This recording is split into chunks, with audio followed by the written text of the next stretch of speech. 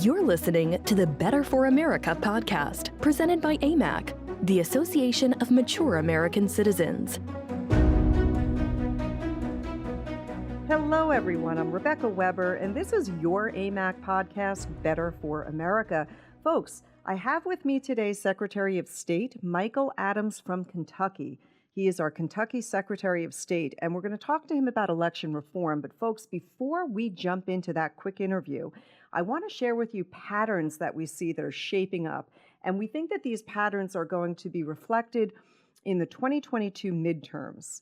Now, as Congress readies itself for the August recess, the political landscape has already transformed from the seemingly dire conditions that Republicans faced last winter, right? As we head towards the fall, the troubled terrain facing Democrats ahead is becoming clearer by the day. So I want to share with you 7 developments that we think will define the remainder of 2021 and most likely the midterms next year.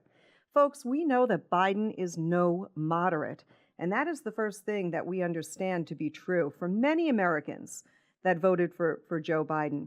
They believed that they could vote for him because he was appealing to govern moderately, right? And he even said, in order to resist the radical left and to steer the country back to the center, he said, "Do I look like a radical socialist?" He asked that last summer, Biden, in an attempt to distance himself from his party's most extreme voices.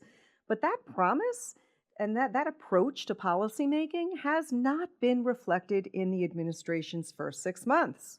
Thus far, Joe Biden has promoted packing the Supreme Court, abolishing the filibuster, abolishing voter ID, undermining religious liberty protections, and a host of other extremely controversial policies. In the wake of Biden's march to the left, prominent Democrat voices have sounded the alarm. Democrat consultant James Carville stated that wokeness is a problem, and we all know it. Commentator Andrew Sullivan similarly expressed shock that President Biden has introduced the most brazenly leftist spend and borrow agenda of any president in decades. Most alarmingly for Democrats, a Media Research Center report found that when Biden's voters are presented with a real question, do you think that Biden's policies and priorities match your expectations? 1 in 6, or 17%, said that they regret their decision to vote for him. So there's this mismatch between what voters were promised and what they are actually receiving, and we think that is bound to result in growing backlash. Number 2, the border disaster. I don't think that there's greater contrast between President Trump and President Biden's policies than their approach to border security. Trump pointed out that when he left office, illegal border crossings had been cut as much as 90%. After Biden abolished most of Trump's border security and immigration enforcement measures, the border crisis began almost immediately, and the country sees it. We're going to see nearly 2 million illegals crossing the border this year alone. That is a surge of staggering proportions. There was another poll. A Harvard-Harris poll found that 80%, folks, 80% of all registered voters think illegal immigration is a serious problem. And the survey finds that a sizable majority of voters think the Trump administration's immigration policies should have been left in place. So what will happen in the fall as the crisis continues to worsen? And how can Biden really do anything to address this growing problem? If he does, it could provoke a rebellion from the left. Number 3, folks, soaring inflation. Under Biden, inflation has now reached its highest level in 13 years, and Americans are noticing. The price of everything from gasoline to food to building materials is skyrocketing. In addition to the $1.9 trillion in spending that he signed into law, he's already pushing for trillions more. I think that that's going to fan the inflationary flames even further. A university poll also showed that 71% of Americans are now worried that Biden's spending plans will lead to more inflation. That's a remarkable number for an issue that wasn't even on the radar last fall. So it is unclear what Biden can do to address this growing concern, but we do believe that this will come back to bite him. The Biden weakness on the world stage is a very concerning. How do we ignore how weak Joe Biden looks on the world stage? I mean, he's easing sanctions on Iran. He's allowing China to mock American-style democracy on U.S. soil. Biden's foreign policy has been a naked display of American weakness. I mean, think about his trip to the G7 was a debacle, right? A total debacle. His administration insulted the British, our closest allies, and days later, in a media appearance following a summit with Russian President Vladimir Putin, Biden made no mentions of sanctions against Moscow or Russians' reliance upon the use of chemical weapons in Europe or the 2018 poisonings of Salisbury's, England, of a former Russian military intelligence officer and his daughter. I mean, rather than address any of these issues or imposing additional sanctions on Russia in the weeks leading up to the summit, Biden actually lifted sanctions on the Nord Stream 2 pipeline, giving Russia the capability to put the squeeze on our European allies whenever it wants to by stopping the shipment of vital natural gas. I think that these events and these patterns is certainly weakening Joe Biden and Kamala Harris. They leave indelible impressions on the minds of American people. How do we not notice? Now, folks, the alarming crime wave, right? We see this alarming crime wave across our nation. There was a deliberate departure from the Trump administration's law and order approach, and crime has sharply increased under the first months of the Biden presidency. Take, for example, the murder rate. It is the largest in a single year ever in history. And carjackings are actually becoming commonplace in cities nationwide. While Democrats continue to push for far-reaching anti-police legislation and many progressives continue their calls to defund the police, 6 in 10 Americans view crime as a major issue. As crime continues to increase at nearly unprecedented rates, more Americans are seeing the root causes have to do and are tied directly to President Biden and the Democrats. Yet again, Biden's left flank leaves him with little leeway to do anything meaningful to address the problem. All that he can really fall back on and talk about is gun control. And that's the last thing Americans want when faced with a surge in violent crime. Democrats have truly become the party of critical race theory as well. Folks, to learn more about critical race theory and what you can do, please go to our website. It is so important that we understand what's happening here. In March, Biden's Department of Education proposed a rule to give the federal government the power to coerce schools nationwide into teaching critical race theory. It's a Marxist-inspired ideology that pits groups against each other based on skin color. Mr. President Joe Biden, didn't you say that you wanted to unify and bring Americans together? Well, you're failing the American people by endorsing critical race theory. It's unbelievable to me that our president believes that people ought to be viewed through a racial lens. And he does. He thinks people ought to be viewed through a racial lens. That type of ideology is embraced by Democrats widely, moderate Democrats even, and it's spreading rapidly through the nation's classrooms and even in our military. So to learn more about critical race theory and what you can do, we'll be posting a ton of information up on our website. We want you to be involved and we want you to be educated on the issue. But the American people, and certainly our AMAC members, are not buying into all of this.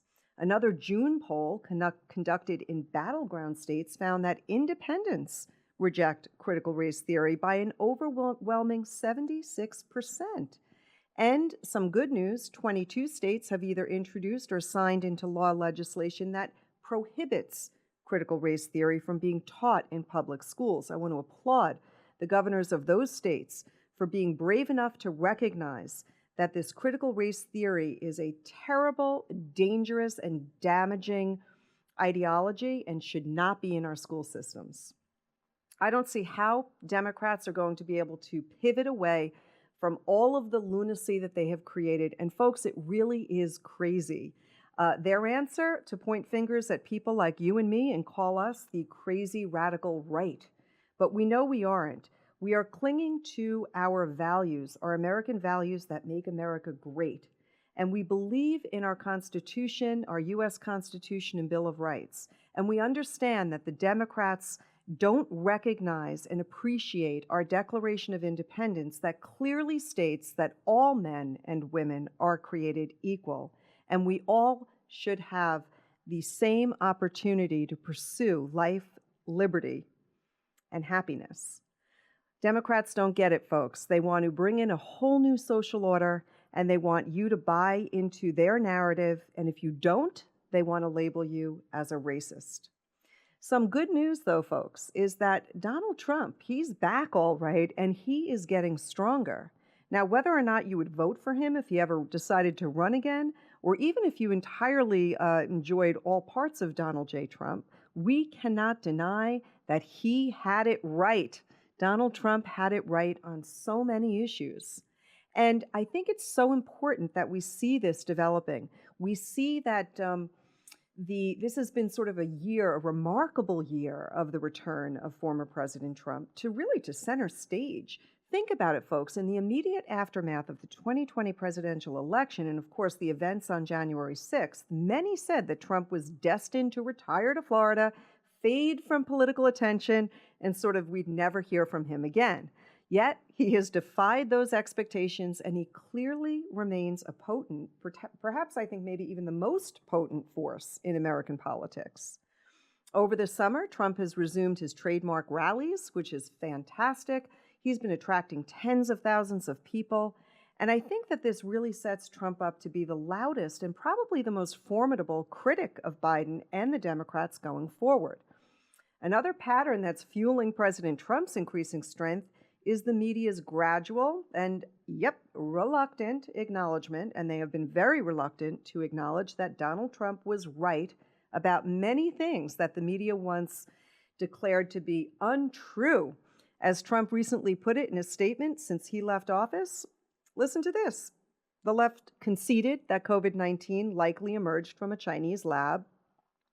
The left conceded that hydroxychloroquine actually works, that Lafayette Square was not in fact vacated for a photo op during last summer's riots, that Hunter's laptop was real, and that the Russian bounties story was a hoax. The Mueller investigation showed no collusion. The vaccines were indeed produced by the end of 2020, just as Trump had predicted. Borders are in fact necessary, and a border wall works. Critical race theory is indeed a disaster, and schools should in fact have been opened much earlier, just as Trump had said, and lockdowns, they did not actually work to contain the virus. So in short, people, Trump was right, and Biden and the media were wrong about a growing list of issues. So what can we expect in the year ahead? Well, what we see here at Amac is that the American people continue to recognize all of these emerging patterns. And they see that there's great opposition to the agenda of President Biden and his left-wing allies. And we're seeing that opposition growing because it's crazy. Some of the things that the Biden administration wants to do must be called what it is, plain and simple, crazy. So I think that when congressional Democrats return from recess in September, that they may find that they have not much momentum to pass their most prized legislative priorities. One of them is the Equality Act.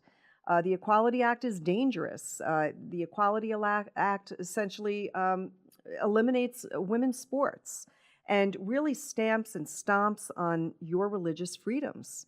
We'll be doing a lot to ensure that the Equality Act is not passed. They use these fancy words to try to make you feel good, but there's nothing equal about the Equality Act. And these other radical social transformation plans that they have contained in their so-called infrastructure bill, we're aware of what they're trying to do and how they're trying to bring a new social order into America to literally change our country. Biden and the Democrats will then be at a crossroads when more and more people recognize what I'm saying here. They've got to understand that they're in office to represent the American people. And if the American people, by and large, do not want these left-wing extremists running our country, then we're not going to vote for them. And so a lot of these things that they're doing, that the left is doing, is going to hurt them, in my opinion. Another area that I think the left would love to see happen is a federal takeover of our elections. That's exactly what Joe Biden wants. He wants the federal government to take over elections and how they're run in our state. And so, folks, we'll be keeping you apprised, letting you know if we see any parts of S1 introduced into future legislation. And that is another reason why I'm excited to have with me today Secretary of State Michael Adams from Kentucky, because he has done a fine job cleaning up the election rolls, the voter rolls in Kentucky, and really strengthening the election system in Kentucky. Coming up, folks, Secretary of State from Kentucky, Michael Adams, here to talk to us about election reform and what he's doing in Kentucky. Don't go anywhere, folks. Coming right up, Secretary of State Michael Adams. Hello, everyone. I'm Rebecca Weber, and this is your Amac podcast, Better for America. On today's podcast, we'll be speaking with Michael Adams. Mr. Adams is the Kentucky's 86th Secretary of State and was recently inaugurated in January of 2020. He is a graduate of Harvard Law School. Adams is an expert on election law and has represented several national political committees, numerous national political figures, and statewide campaign efforts in all 50 states. And prior to serving in office, Adams clerked for Chief U.S. District Judge John Hayburn, worked as a member of Senator Mitch McConnell's 2002 reelection campaign staff, served as Deputy General Counsel to Governor Ernie Fletcher, and during his first year in office, Secretary Adams pushed forth his signature legislation aimed at strengthening election integrity in Kentucky, making it easier to vote and harder to cheat. With that being said, I'm excited to welcome Kentucky's Secretary of State, Michael Adams. Welcome, Secretary Adams. Thanks, Rebecca. It's great to be here. Excellent. Secretary Adams, you've had a very impressive resume. I just rattled off a lot of good things that you've done, and much of the work that you've done in your career has been centered on election law. Could you please explain to us what really inspired you to focus on election law, and how did your past experiences lead you to your current position as Kentucky's Secretary of State today? Well, thanks. You know, I always liked politics. I always felt really passionate about elections. And I started doing that when I was a teenager. Before I was old enough to vote, I was working on campaigns, helping run campaigns. And I was fortunate to be the first in my family to get to go to college. And my parents were quite insistent that I get a graduate degree if I could, because I had a poli-sci degree and it wasn't necessarily that useful. I took the LSAT. I got a near perfect score. And so I got into Harvard Law School, among others. I got some money to go and was able to go there. And so I never really wanted to do normal legal practice, car wrecks and divorces and that sort of thing. I wanted to do elections. And so I did a graduate thesis on election law and really found that I loved the field. And so for someone who's a lawyer who loves politics, the best job in the world is to be an election lawyer. And that's kind of what I am now and what I do. I can't imagine coming into this office, being sworn in 2 months before COVID starts and not having the background that I had as an election lawyer handling campaigns across the country. That really taught me a lot about how elections work and how they don't. Yeah, it is really great. And it's wonderful to talk to folks like you who are experts in this field, because we understand that, 2020, it was a very strange year. We were in a pandemic, and a lot of things that were happening and the way in which states conducted their elections created, I think, people, the American people, may have sort of lost their confidence in the way in which our elections were run. Now, you have worked with the state legislature of Kentucky to introduce strong legislation that improves the way how elections are conducted, because election integrity is something that our AMAC members are extremely concerned about, especially after what we call the disaster of 2020. Could you please tell us about your legislation and discuss some of the key components that makes for an honest electoral system? Sure. I've had three bills. The first, as you referenced, was photo ID to vote. That's something I pushed through. Actually, even as the pandemic was starting, it was that important, I thought, to require photo ID to vote in Kentucky's elections. Our neighboring states had it. Red and blue states around the country had it. We needed it here in Kentucky. The second bill I had was a bill asking for permission from the legislature to make some changes for 2020. Unlike some other secretaries of state, I didn't go rogue and just make up the law myself. I went and got permission from the people's representatives to make any changes. Then the final bill we just passed a few months ago went into effect on June 29th. It's a really good bill. It makes it easier to vote and harder to cheat. It expands early voting in person. Kentucky was one of only a couple of states that had no in-person early voting before Election Day. I think you need at least 2 or 3 or 4 days to make sure you can get everybody in and out. It's really helpful to working people. But the best way to vote is in person, not absentee or by mail. The best way is in person. I wanted to expand that to make that easier and incentivize that method of voting. So that's really important. It's the biggest reform of our election since 1891. But there are also a lot of security measures in here. One is we banned ballot harvesting. We're speaking on July 6th. Just 5 days ago, the U.S. Supreme Court withdrew, or rather rejected a challenge to Arizona's ballot harvesting law. That's good because I borrowed it almost word for word in writing our bill. We also had a measure in here that increases my authority to clean up our voter rolls. I inherited 400,000 people on our voter rolls of about 3.5 million that have moved away, passed away, or been put away. And I was limited in how I could get them off and how quickly. And so with this reform, I can move them off a lot more quickly. We're also in transition to paper ballots.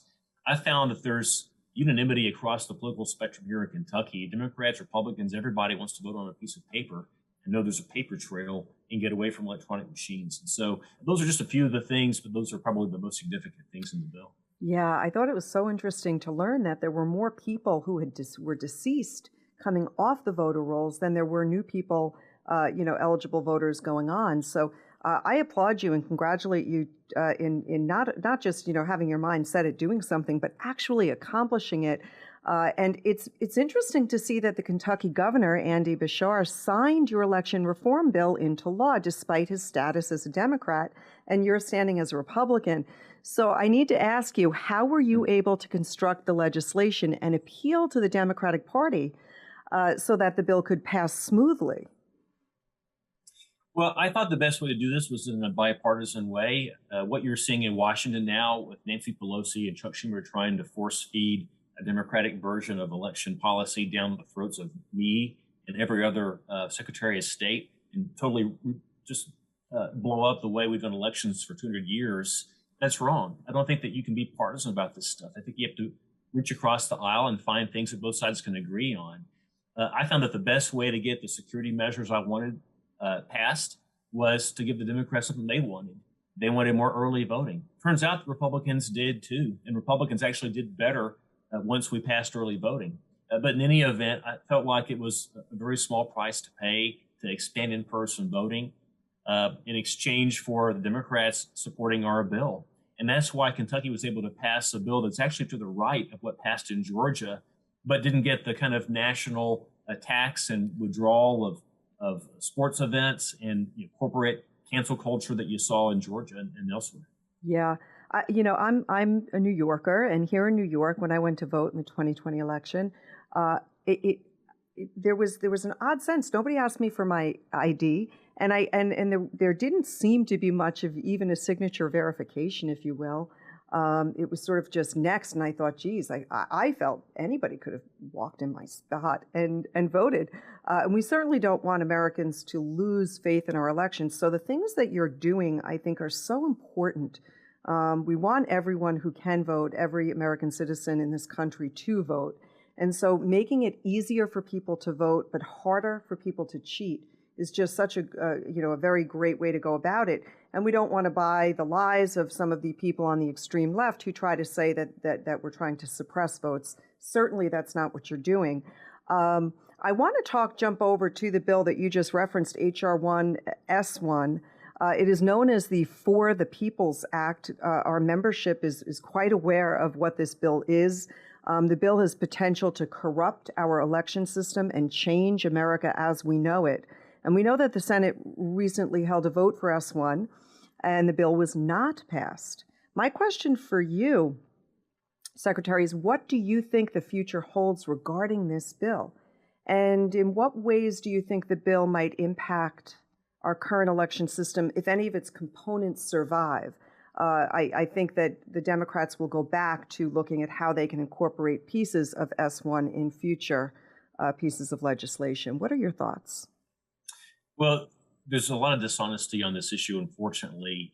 This bill has been offered as supposedly a corrective against Republican legislatures that are considering ballot integrity measures. The truth is this bill is several years old. They tried to pass this bill in 2019 when the Democrats took back the House of Representatives. This was their H.R. 1. It was their very first bill. It was the same bill. It was a bill to ban photo ID at the state level, a bill to ban states from cross-referencing their voter list to make sure there weren't duplicate voters or people voting twice shortly before an election, a ban on states limiting ballot harvesting like we did here in Kentucky. So this bill was a direct and present threat to the bill that we passed here in Kentucky that was bipartisan. It's real extremism. I don't know what they're going to come back with. They don't either. I'm sure they're going to poll test it and come back with something based on politics. Yeah. Well, we'll have to wait and see, but we'll have a very, we'll be tracking it as things develop. And so you also mentioned that the state of Georgia recently passed a bill that changes the voting laws in the state. You've done tremendous work in your state of Kentucky. Do you see any other state legislatures following in your footsteps to reform the voting laws of their state? I see a lot of states picking up different issues, but most of them are either picking up on the access side and they're not tightening their security, or they're tightening their security, which is good, but they're also not leaving access as open as it had been. And I think the right solution is to have both at the same time. That way you placate everyone's concerns about partisanship, people trying to write the rules to favor their own party. I think if you have both, and you can have both, we showed that here, you can make it easier for legal voters to vote while also making it harder to cheat. I haven't seen any other state do what we've done. I do see bills around the country on both sides, but I think Kentucky's pretty unique in doing this in a fair-minded way. Yes.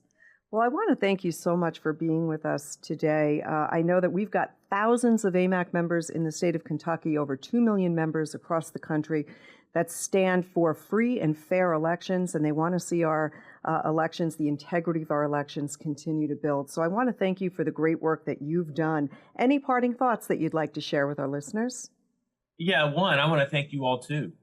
Your Kentucky chapter here actually was really helpful for us in contacting their legislators. Look, our legislators, it's a Republican majority. They certainly agreed with the notion that we should pass a bill like this, but it wasn't necessarily a top priority of leadership because there were so many other things for them to consider in a short session like a budget. And AMAC and others made the calls and wrote the letters to help make this a priority issue and get this passed. And so I'm really grateful to you all.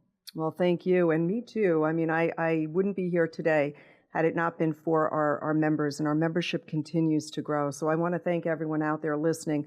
Thank you for tuning in today. And folks, if you have not already downloaded the AMAC News app, I urge you to download the app on your mobile phone so that you can watch and listen to all of our podcasts and be kept up on breaking news. Also, please make sure to hit that subscribe button and follow, like, and share us on your social media platforms. Until next time, everyone, I'm Rebecca Weber. This is your AMAC podcast, Better for America, and we look forward to having you back with us again next time. Have a great day, everyone.